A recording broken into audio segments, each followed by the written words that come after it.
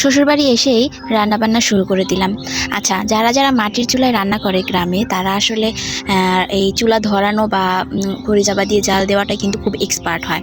তা আমি অতটা এক্সপার্ট না। আমি মোটামুটি আমার অনেকটা সময় লাগে জাল ধরাতে বা জাল দিতে, অনেক সময় নিভে যায়। বাট ট্রাই করতেছি শিখার বেস্ট দিয়ে।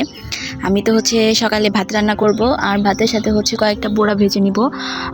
আর এর আগের হচ্ছে বেশ কিছু তরকারি ছিল, এর জন্য আর সকালবেলা খাওয়ার জন্য আর কোনো ঝামেলা করলাম না। শুধু কয়েকটা বড়া ভেজে নিব, আর বাসি যে তরকারিগুলো আছে সেগুলো দিয়েই সকালে খাওয়াটা শেষ করব। তো আমি হচ্ছে পেঁয়াজ, মরিচ আর লবণ আর 1 চিমটি হলুদের গুঁড়া দিয়ে ডালটাকে ভালোভাবে মিশিয়ে নিব। আর পেঁয়াজও ভাজতে বা বড়া ভাজতে কিন্তু পেঁয়াজটা বেশি দিলেই টেস্টটা বেশি ভালো লাগে। আমি এখানে পেঁয়াজগুলো অনেক বেশি করে নিয়েছি। আর এই তো মাখা হয়ে গিয়েছে, এখন আমি ভাজা শুরু করে দিব।